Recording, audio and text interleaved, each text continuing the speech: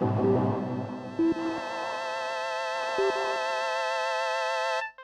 to Trader TV, your insight into trading for professional investors. I'm Dan Barnes.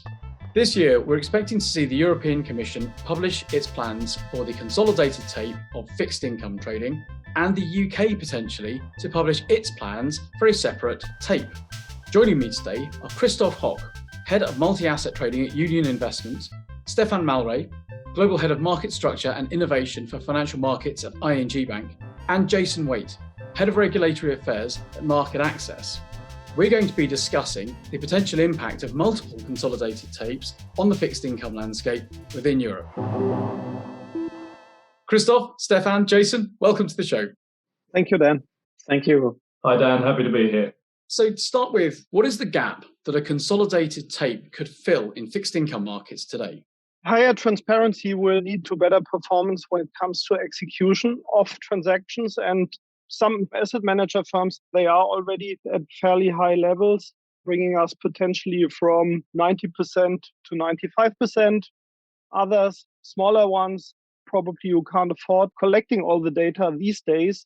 For them, it will be a big advantage. Clearly, the tape from a buy-side industry point of view will be extremely helpful.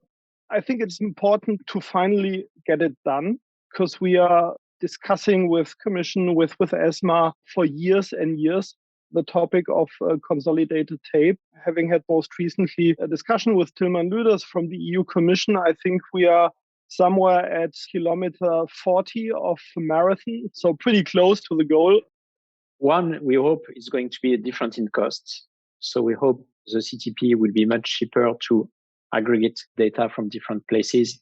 Two, the data currently available, which is not from APA or trading venue, is data with probably T+1 or later. So there is quite a long delay on that as well. So it's not real-time data.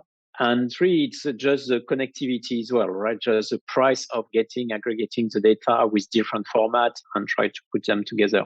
Which are the directions that the European Commission's consolidated tape could potentially take? There's a few key decisions that we're waiting to see the outcome of. I think probably the biggest one is whether the Commission will go for an industry-based solution or more of a self-regulatory organisation as we see in Trace in the US. I think we're fairly relaxed which way that goes, although we've made the point several times that the current framework simply prohibits the development of a commercial solution. And particularly in corporate bond markets, the rule that data be made available for free after 15 minutes, which potentially works very well in other markets, but in corporate bond markets, 15 minutes is probably still the last trade. Yeah. It's a problem of what governance this new tape will have. Is it a public partnership with the private sector, or is it fully private? How this governance will work to know which bonds are going to be on the tape in real time versus the other bonds. If it's a way to have a new set of expensive data to buy, it's not going to work for a lot of actors, right? It has to be in a way that the commercial proposal can be accessed by the maximum population in Europe. The interesting bit, obviously, is to get the less liquid stuff into a consolidated tape, and that's where the value add for the buy-side industry is coming from. We have to find a balance between, on the one hand, protection of risk books, of balance sheet the sell side is providing to us as buy side. So the highest level of transparency obviously would lead to a point where liquidity provision from sell side is not given anymore in a way we have it today. And on the other hand, as said, you want to have some juice in terms of ISINs. If there was a development of a dual tape, one in the UK and one in the European Union, what effect could that have on trading performance? I could live with a situation where we have two consolidated tapes. So we already consume US data via Trace, and we have in Europe multiple APAs. So a kind of US consolidated tape plus one for the UK plus one for continental Europe, that's a situation we can easily cope with. What would clearly have disadvantages is having within Europe a highly fragmented world and not a concentration on UK on the one hand and continental Europe on the other hand. I think it's going to be very interesting in the next 12 months to 24 months because The first tape between the UK and Europe, I believe, will have a big advantage because people will start to see the liquidity happening in that region in real time. The second advantage is the technology provider behind that tape could also apply to be the tape on the other side, right? And say, listen, we prove that we have a good commercial model, a good governance model, a good technology. So why don't we apply to be the other one as well? And if this happens, then for me, it's better because even if it's two legal entities, my technology connection will be one. And this is what we see today with the MTF. In the MTF, you have an MTF in Europe, an MTF in the UK, but the technology connectivity is very simple.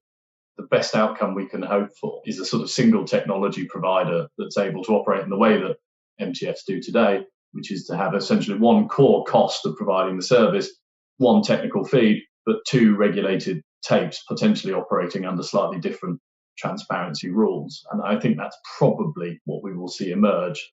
I don't think either market can afford for the other one to have a tape and not them, particularly when you look at the scale of some of the cost savings that Trace has generated according to the academic research.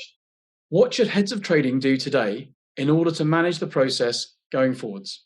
I think first they should watch your show because they need to be aware of what's going to happen and prepare for it. So I think the education level needs to be there to understand what it's going to change, how it's going to change, because technology changes take time. We have to plan in advance. There are real-time data products available today, and engaging with those in preparation for the fuller version of transparency that we're likely to see over the next 12 to 18 months, whatever the time period might be, may also be quite helpful. It would be naive just waiting for consolidated tape, leaning back, doing nothing. For the last couple of years, we've developed two sophisticated tools which already enable us at a very high level to aggregate data, to make use of this data for smart broker selection, to have a really good judgment on the liquidity situation. And consolidated tape will be an additional source going forward in the evolutionary process of making smart use of data. That's great. Christoph, Stephane, Jason, thank you so much for your time today. Thank you. Thank you very much. Thank you. I'd like to thank Christoph, Stephane, and Jason for their thoughts, and of course you for watching. To catch up on our other episodes, go to tradertv.net.